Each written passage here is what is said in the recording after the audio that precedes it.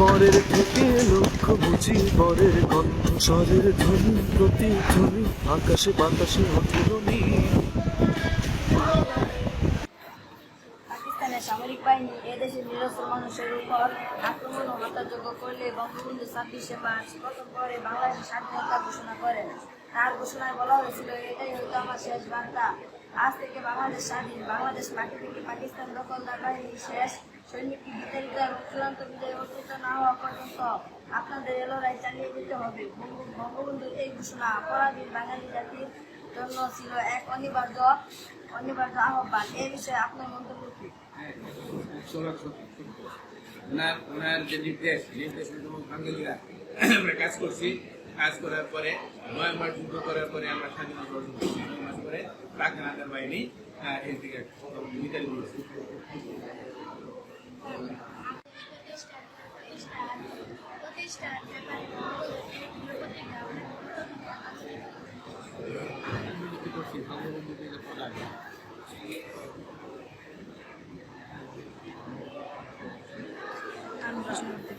বাংলাদেশকে স্বাধীন করার একটি পরিকল্পনার প্রেক্ষিতে 1968 সালে বঙ্গবন্ধু সহ প্রতিজনকে রাষ্ট্রদ্রোহিতার অভিযোগ এনে আগরতলা মামলা দায়ের করে পাকিস্তানের সামরিক সরকার।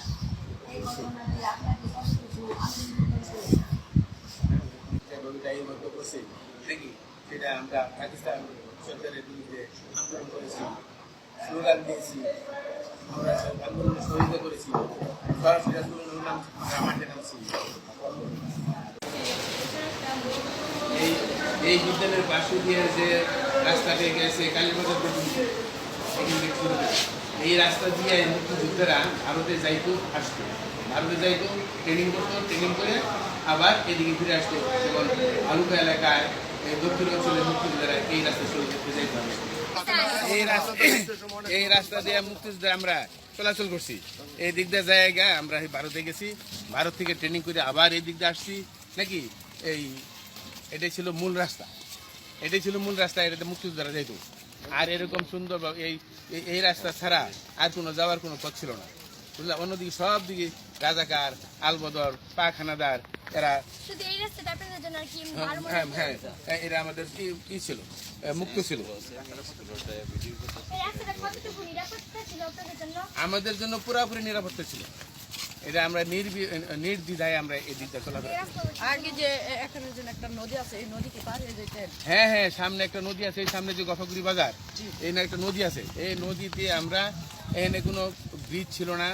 তারপরে আমরা সাতরাইয়া নাকি আমরা মুক্তিযোদ্ধার সাধারণত নৌকার অপেক্ষা না করিয়া, নৌকা ছিল না তখন, সাতরাই পার হয়েছি।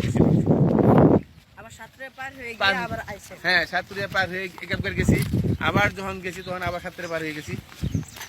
স্যার, আপনি কোন সেক্টর থেকে মুক্তিযুদ্ধে অংশগ্রহণ করেছিলেন? আমি 11 নম্বর সেক্টর থেকে। আর কোন এলাকায়? স্যার, আপনি মুক্তিযুদ্ধের সময় আপনার বয়স কত ছিল? আমার বয়স ছিল 22 বছর। আপনার এলাকা বা গ্রামে কোনো গণকবর আছে? না, আমার এলাকায় কোনো গণকবর নাই। সারা ত্রিশালে গণকবর আছে একটা বুদ্ধ ওই বদ্ধভূমি, সেটা হলো হরিরামপুর। 11 জনের ইয়ে আছে, বদ্ধভূমি আছে। স্যার আপনার যে সেক্টরে ওই সেক্টরে মুক্তিযুদ্ধ কতজন ছিল? আমাদের সেক্টরে টোটাল হিসাবটা আমি বলতে পারবো না।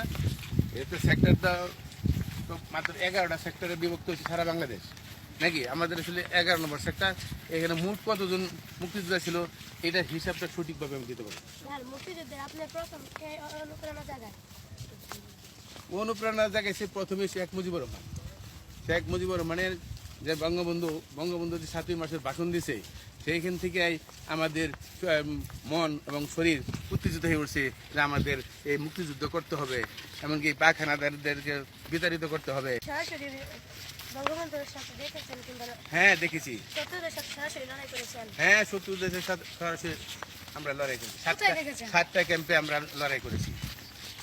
স্যার, মুক্তিযুদ্ধে যোগদানের সময় কোনো বিশেষ ঘটনা ঘটেছে? হ্যাঁ, বিশেষ ঘটনা ঘটেছে। মানে আমার সাথে লোক মারা গেছে। তারপরে আমরা যখন বিশেষ ঘটনা এই ত্রিশাল এলাকার যে কোনো ক্যাম্প ছিল? ত্রিশালে নজরুল একাডেমিতে ক্যাম্প ছিল। তখন আপনারা এই ক্যাম্পে? না, আমরা এই ক্যাম্পে আমরা তো কাজ করছি না। আমরা তখন ভারত থেকে ট্রেনিং করিয়া আমরা প্রথম শুরু করছি বারোমারি শেরপুরে কাজ শুরু করছি। তখন ত্রিশাল আমরা এখানে আমরা যুদ্ধ করি, ত্রিশাল নজরুল একাডেমির মধ্যে ক্যাম্প। ক্যাম্প ছিল। যুদ্ধ করেছেন সেই যুদ্ধের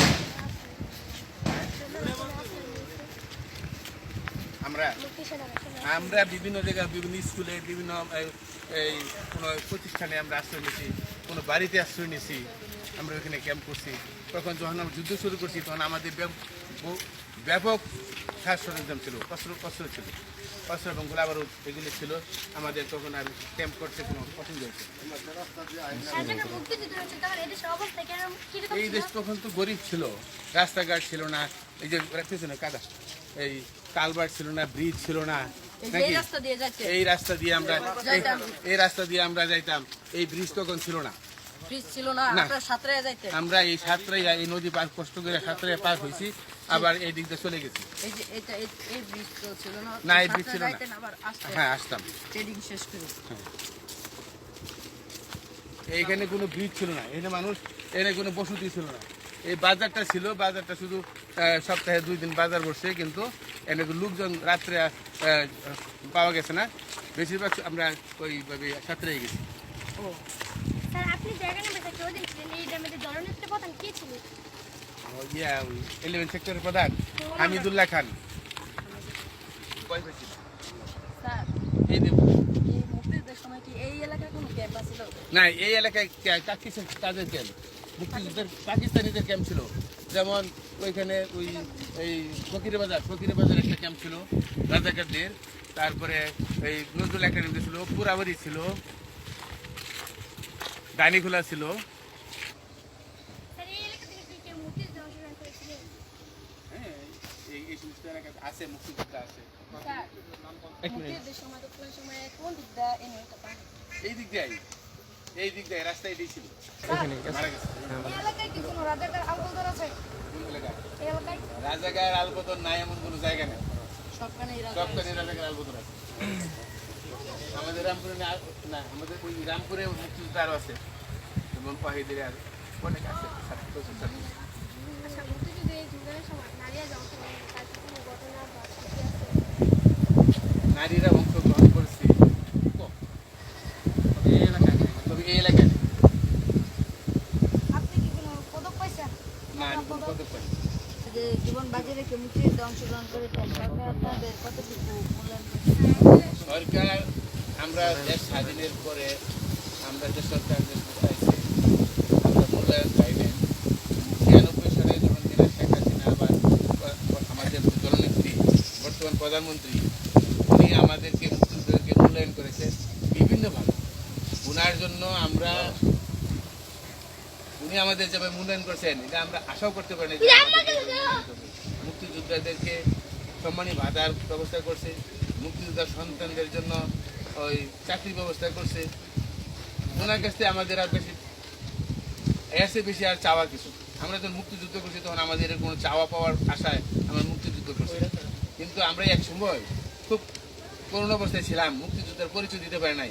সেটা এরশাদ সরকারের আমলে, বিএনপির প্রথম অবস্থায় আমরা জিয়ার আমলে আমরা কিন্তু মুক্তিযুদ্ধের পরিচয় দিতে পারি নাই। সেইটুক শেখ বঙ্গবন্ধুর ডাকে যে আমরা মুক্তিযুদ্ধ করেছি, সেই সম্মানটুকু বঙ্গবন্ধুর কন্যা শেখ হাসিনা নাকি আমাদেরকে এইভাবে মূল্যায়ন করছে, আমাদেরকে সম্মান দিয়েছে। ওনার কাছে আমরা কৃতজ্ঞ। বঙ্গবন্ধু ৭ই মার্চের ভাষণকে জাতিসংঘের পক্ষ থেকে বিশ্ব প্রামাণ্য ঐতিহ্য হিসেবে ঘোষণা করা হয়, তা এখন সমগ্র পৃথিবীর সম্পদ। বিষয়টি আপনাকে কতখানি গর্বিত করে? গর্বিত, অনেক গর্বিত করছি বঙ্গবন্ধুর অবদান। হ্যাঁ, যুদ্ধে যাওয়ার জন্য ট্রেনিং আমরা সরাসরি যে ভারতে ট্রেনিং করছি। ভারতের পুরা পাহাড়ে আমাদের ট্রেনিং সেন্টার ছিল। আপনি যেই সেক্টর থেকে মুক্তি জংশন সেই সেক্টর এলাকার নামটা কি? সেক্টর এলাকা অনেক জায়গা নিয়ে এলাকা, কয়েকটা জেলা নিয়ে একটা সেক্টর। বঙ্গবন্ধু 18 বছর বয়সে প্রথম জেলে যান। এরপর তিনি এদেশের মানুষের মুক্তির জন্য আরো 18 বার জেলে যান। তিনি মোট 4682 দিন কারাগারে জীবন কাটিয়েছেন। হিসেব করলে প্রায় 13 বছরের মতো। দেশের জন্য তার এই আত্মত্যাগ আপনি কিভাবে মূল্যায়ন করেন? উনার আত্মত্যাগের মূল্যায়ন আমরা দিতে পারবো না। আমাদের সৌভাগ্য যে আমরা আরেকজন বীর মুক্তিযোদ্ধাকে পেয়েছি। এখন আপনাকে আমরা জিজ্ঞাসা করতে কিছু মুক্তিযুদ্ধের বিষয়ক জানতে চাই, কথা জানতে চাই। বঙ্গবন্ধুর সাথে আপনার কোনো স্মৃতি আছে? বঙ্গবন্ধুর সাথে আমার কোনো যুদ্ধের স্মৃতি নাই, কিন্তু না তাহলে অন্তরে বঙ্গবন্ধুর স্মৃতি এইটা আছে। কারণ আমি বঙ্গবন্ধুর ঘনিষ্ঠ একজন সৈনিক। আপনি কি সরাসরি বঙ্গবন্ধুকে দেখেছেন? হ্যাঁ, বঙ্গবন্ধুর সাথে অনেক সময় সাক্ষাৎ হয়েছে। যুদ্ধের সময় আপনার বয়স কত ছিল? যুদ্ধের সময় আমার বয়স 25 বছর। আপনি কোন সেক্টরে ছিলেন? 11 সেক্টরে। 11 কোন এলাকায়? 11 নম্বর সেক্টরে। কোন এলাকায় ছিলেন স্যার? আমি এই দক্ষিণ এলাকায় ছিলাম, আফসার বাজার আন্ডারে। তার দলনেতা কে ছিল? দলনেতা ছিল শেষে আনসার মাস্টার। না, শহীদ হয় নাই। আপনার পরিবারে কেউ কি মুক্তিতে অংশগ্রহণ করেছিল? না, আর কেউ যায় নাই। আমি একাই গেছি। আমার এলাকাতে আর কোনো মুক্তিযোদ্ধা নাই, আমি একজন মুক্তিযোদ্ধা। মুক্তিযুদ্ধ করেছিলেন, তখন আজ আবার এই রাস্তা দিয়ে চলে যাচ্ছেন, তো সরকারের কাছে কি আপনাদের এই রাস্তার ব্যাপারে কোনো কিছু স্মৃতি রক্ষার্থে কোনো সংস্কার নাই? কোনো সংস্কার নাই তো এখানে করে নাই। উচিত। হ্যাঁ, করা উচিত। এইটা তো আমরা একবার শুনছিলাম, এই যে মুক্তিযুদ্ধ আমরা আনাইনি করতাম এই কালীবাজার হইয়া এই রাস্তা। হ্যাঁ, আমি ভারত যাওয়ার জন্য এই রাস্তায় গেছিলাম, কালীবাজার হইয়া বাবুখালী হয়ে নদী পারে ওপারে পর্যন্ত। হ্যাঁ হ্যাঁ, নদী সাথে না বড় নৌকা পার করেছে। এই নদীর সাথে যেতাম, তখন তো এই ব্রিজ ছিল না, সাঁকু ছিল না, নৌকা ছিল না, সাথে জমা ছিল তখন। অবস্থাটা কিরকম ছিল? রাস্তাঘাট ছিল না, রাস্তাঘাট ছিল না তখন, দেশ আরো গরিব ছিল, অনেক গরিব ছিল দেশ। এই রাস্তা ছিলই না, এই তখন ছোট্ট একটা পাথর ছিল। এটা চলাচল পায়ে চলার পায়ে চলে না, আফসার মারা গেছে। আফসার নাই। স্যার, আপনি কি সরাসরি সম্মুখ যুদ্ধে অংশগ্রহণ করেছেন? হ্যাঁ, করছি তো। স্যার, আপনাকে অনেক অনেক ধন্যবাদ আমাদের পাশে উত্তরগুলো দেওয়ার জন্য। আপনারা এই বয়সে যে আমার সাথে আপনারা কথাবার্তা বললেন এই সম্বন্ধে, আপনাদেরকে ধন্যবাদ। আপনার কোনো স্মৃতি এখানে বলবেন? স্মৃতি বলে অনেক স্মৃতি, বিভিন্ন জায়গায় আমরা যখন যুদ্ধ করছি অনেক স্মৃতি আছে। তার মধ্যে একটা ঘটনা আমি বলি, এটা আমার যুদ্ধকালীনের মাঝামাঝি অবস্থা। আমরা যখন কিনা ভারত থেকে পারমিশন নিয়ে এই ত্রিশালে আসতেছিলাম, তখন জানতে পারলাম ত্রিশাল কোনো মুক্তিযোদ্ধার কি নাই, পার্টি নাই। এখানে যুবক ছেলেদেরকে ধরে ধরে মেরে ফেলতেছে।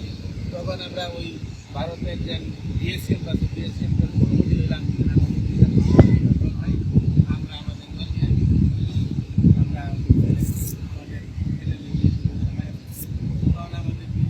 অনুমতি দেওয়ার পরে যখন আমরা রওনা হইলাম ভারত থেকে রওনা হওয়ার মাঝখানে নাইলতাবাড়ির কাছেই 1.5 মাইল ধরে একটা স্কুল আছে, 9 মিল ধরে নাম। সেই 9 মিলে আসার দল ওই যুদ্ধ করতো নাইলতাবাড়ি পাঞ্জাবি দেশে, পাকসানা হানাদারদের সাথে যুদ্ধ করতো রাজাঘাট। ওইখানে প্রায় 45টা ছেলে আহত হয়ে গেছে, 45টা ছেলে ক্ষতিগ্রস্ত হয়ে গেছে। তারপরে ওই গোলটা আমাদের সাথে তুরা থেকে নিচ্ছে, ওইখানে একজন ইন্ডিয়ান ক্যাপ্টেন ওই যুদ্ধ পরিচালনা করে। তারা বললো যে গুরুজি এই 6 নম্বর দলটাকে যদি কিনা আপনি রেখে দেন তাহলে আমরা নাইতে পারি, যুদ্ধ করিয়া হয়তো আমরা জিততে পারবো, দখল করতে পারবো। তারপরে যখন কিনা ওই ক্যাপ্টেন আমাদের বললো যে তোমরা থাকো, আমরা বললাম না, আমরা তো পারমিশন নিয়ে আসছি ভারত থেকে, আমরা ত্রিশালে চলে যাবো, ত্রিশাল আমরা যুদ্ধ করবো, এখানে একদম অনেক ক্ষয়ক্ষতি এলাকার মানুষজন ক্ষতিগ্রস্ত, অনেক ছেলে পেলে মারা ফেলতেছে, বাড়ি ঘর করে ফেলতেছে। তখন সে বললো যে না, তোমাদের থাকতে হবে। তখন তার সাথে আমাদের বন্দুক ধরা দিল, দেওয়ার পরে উনি দৌড়িয়ে গিয়ে টেলিফোন করতে পেয়েছি, আমার এই ঘন্টা আমার দরকার, এই কোম্পানির আমার দরকার, এটা আমি রাখতে চাই। তখন দিয়েছেন আমাকে অর্ডার করলো যে হ্যাঁ তুমি রেখে দাও। তখন আমরা চিন্তা করলাম যদি ওনার অর্ডার যদি আমরা না মানি তাহলে তো আমাদেরকে রাজাকার বলে হাঁকিয়ে দেবো, আমাদের মারে ফেলবো। তখন আমরা ওইখানে অবস্থান, ওখানে যারা আগে যুদ্ধ করছে তাদের কাছে আমরা জানলাম যে এখানে তোমরা এতদিন যখন যুদ্ধ করতেছো, তোমরা এতগুলি ছেলে ক্ষতিগ্রস্ত হলো, কি ঘটনা রেখে। তারা বললো যে আমরা এখানে কোনো স্থানীয় মানুষের কোনো সহযোগিতা পাইনি, আমাদের ছেলেগুলি ক্ষতিগ্রস্ত। আর ওই যেখানে যেখানে যুদ্ধ করার যে পজিশন লেভেল জায়গায় সেখানে বাসের ছড়া এগুলো করে চুকা করে এভাবে সুবিধা রাখতো, ওইখানে রাত্রে যাইতো গায়ের মধ্যে এইভাবে আহত যুদ্ধ করতে পারতো। তখন আমি এলাকার অবস্থা যাই না, আমরা যে কোম্পানি চালাইতাম আমরা 4 জনে, আমাদের একজন কোম্পানি কমান্ডার ছিল আর সাথে আমরা ছিলাম 3 জন, 4 জন আমরা কোম্পানি চালাই। তখন আমরা সিদ্ধান্ত নিলাম এই এলাকায় কোনো সহযোগিতা পাওয়া যাবে না, কি করা যায়। তখন আমরা করলাম যে এই এলাকা যেহেতু মুক্তিযুদ্ধের বিপক্ষে শক্তি সমস্ত, তখন আমরা এই এলাকা আমরা আগুন তো পুড়ে হইলে আমরা নাইলদাবাড়ি জায়গা আমরা দখল করতে হবে নাইলদাবাড়িকে। তখন আমরা ক্যাপ্টেনে বললাম যে আমাদেরকে আমরা একটা শর্ত থাকতে পারি, এই শর্তটা হলো যে আমরা 126 জন লোক আছি, 126 ক্যান্টিন পেট্রোল দিতে হবে, এমন একটা করে ম্যাচ দিতে হবে। আমাদের আর্মস অনুসার গোলাবারু যা লাগবে আমাদের চাহিদা অনুসারে দিতে হবে। ক্যাপ্টেন সব রাজি হওয়ার পরে সন্ধ্যার সময় সমস্ত প্রত্যেকের জন্য 1 কেজি 5 লিটার করে পেট্রোল আমাদের জন্য বাজে দিল, গাড়ি করে আসি। আশা করে ম্যাচ দিল, সন্ধ্যার পরে খাওয়া দাওয়া করে রাত্রের দিকে আমরা অপারেশন শুরু করলাম, বাড়ি ঘোরা শুরু করলাম। বাড়ি ঘুরতে সারা রাত পুরো বাড়ি ঘুরলাম, প্রায় 300-র মতো বাড়ি ঘুরিয়া নাইলদাবাড়ি ক্যাম্প, আমরা নাইলদাবাড়ি বাজার উঠলাম। ওইখানে আমাদের আমার সাথে ছেলে এক বাড়িতে ঘুরে আসার পরে তারপরে আমরা ওইখানে 13 দিন যুদ্ধ, 13 দিন যুদ্ধ ওইখানে ক্যাপ্টেন যুদ্ধ পরিচালনা করতো। তারা বললাম আমরা পরিচালনা, আমরা যুদ্ধ করবো না, আমাদের যুদ্ধ আমরা পরিচালনা, আপনার কাজ আপনি করেন, আমাদের কাজ আমরা। তারা ওই ক্যাপ্টেন 11 জন ছেলে নিয়ে মর্ডার চালাইতো, মর্ডার কটকাছে নিচে বসে মর্ডার গোলাগা বা কটকাছে ডালা মেরে বুকটা ক্রাশ করলো, এই 11 জন ধরে আহত। তারপরে আমরা ওইখানে 13 দিন যুদ্ধ করার পরে ওরা আমাদেরকে একটা নিউজ খবর পাঠালো লোক মারফত যে আমরা আত্মসমর্পণ করবো, আমরা গোলাগুলি বন্ধ করে। আমরা 13 দিনের মধ্যে 1 সেকেন্ডের জন্য গোলাগুলি বন্ধ করছি। 24 ঘন্টায় বাংকার ছিল, বাংকারের শুরু টার্গেট করে আমরা এলএনজি মেশিন গাড়িগুলো চলে। তারপরে 13 দিন পরে কোনো সারা শব্দ পাই না, সারা বিকালবেলায় আমি 22 জন সাথে মুক্তিযোদ্ধা নিয়ে আমি একটা এলাকা দিয়ে খবর নিতে গেলাম যে দেখি এই কি অবস্থা আছে। 1 মাইল দূরে যাইতে আমাদের আক্রমণ করল, এক বাড়ির সামনে থেকে গুলি আসলো। তখন আমাদের সাথে অস্ত্র ছিল কম, 22 জনের সাথে এই একটা মাত্র এলএমজিতে প্রাইভ দিলাম, প্রাইভ দিলে এলএমজি গুলি আটকে গেলো আর গুলি শুরু। তখন আমরা এই পজিশন দিয়ে আবার কি আমাদের সাথে যে অস্ত্রগুলো স্ট্যান্ড গান, এসএলআর, রাইফেল এইগুলিতে গুলি চালাতে লাগলাম। আর পিছনে দিলাম, সিগন্যাল দিলাম ক্যাম্পে থেকে আরো 3টা এলএমজি নিয়ে গেলো। এলএমজি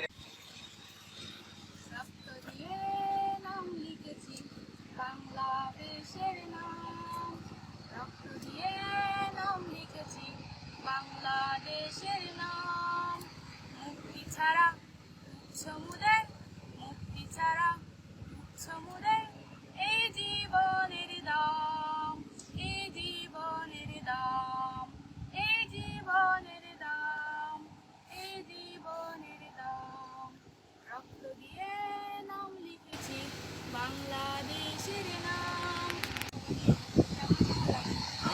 ভালো লাগছে।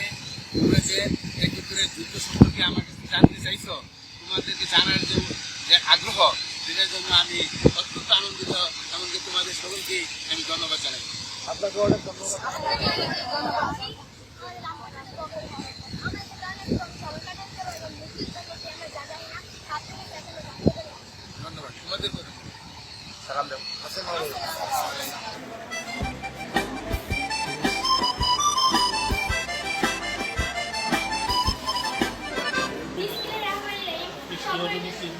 সম্মানিত সুধীমণ্ডলী, আমি রামপুর উচ্চ বিদ্যালয়ের কিশোর বর্গের সঙ্গে সপ্তম শ্রেণীর একজন ছাত্রী।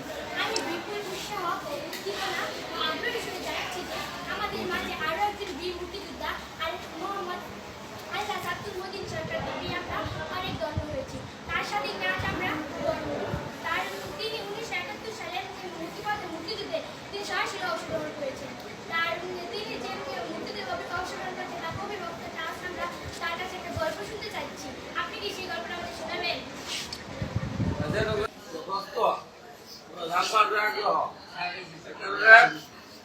তোমাকে ধন্যবাদ জানাই। তোমার মাধ্যমে তোমার যারা সহপাঠী আছে সকলকে ধন্যবাদ জানাই। এরকম বলতে পারো সে ভালো লেগেছে, দেখে দেখে মানুষ দেখেছে।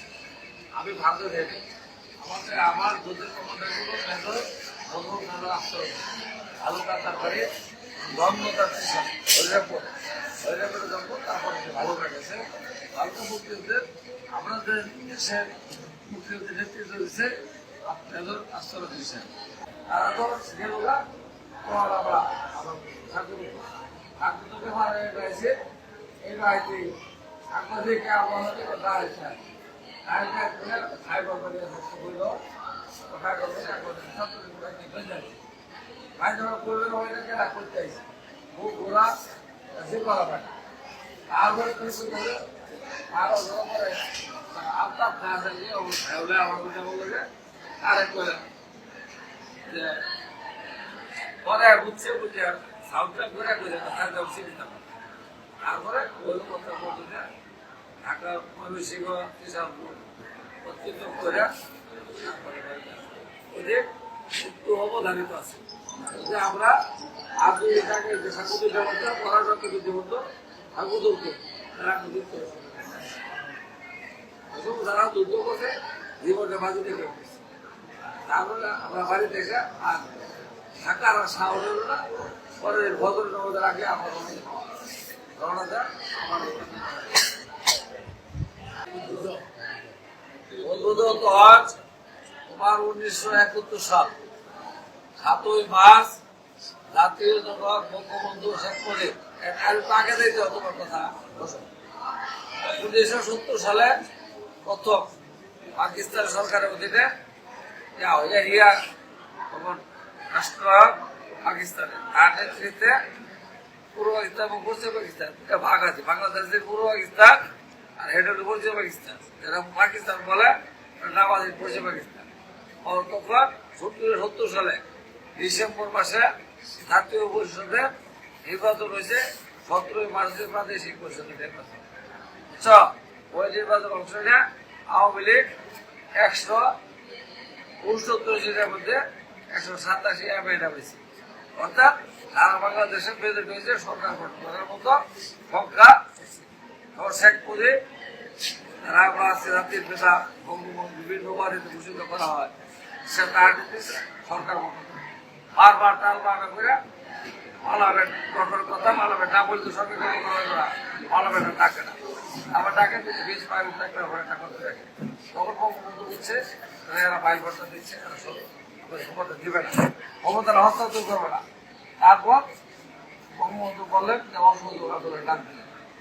অসহযোগ আন্দোলন ডাক দেওয়া মানে মিছিল মিটিং প্রতিবাদ প্রতিরোধ পূর্ব বাংলা বীর বাংলা এটা রাস্তা বেরিয়ে দেওয়া নানা একত্রিত এগুলা কাজ এগুলা কাজে সারা আমরা মতো তোমার আমি ইন্টারমিডিয়েটে পড়ি।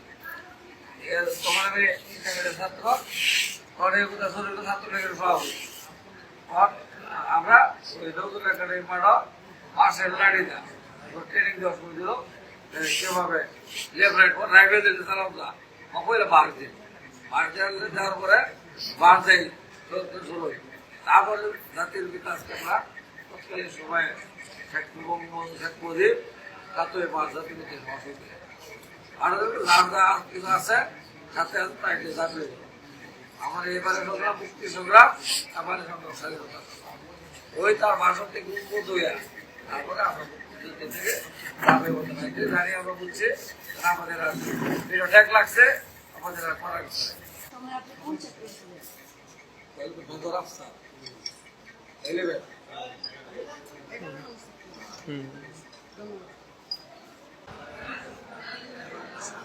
স্যার শত শত কাজের মাঝে আমাদের জন্য সময় দেওয়ার জন্য আপনাকে অনেক অনেক ধন্যবাদ। আসসালামু আলাইকুম।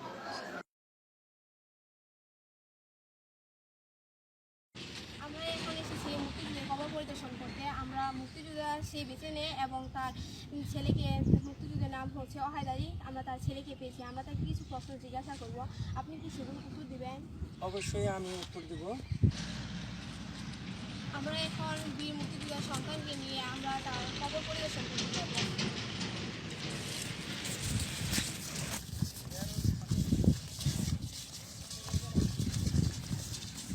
স্মরণে আমার হৃদয় রেখে যেতে চাই আমাদের স্মৃতি। এটাই হচ্ছে বীর মুক্তিযোদ্ধার কবর।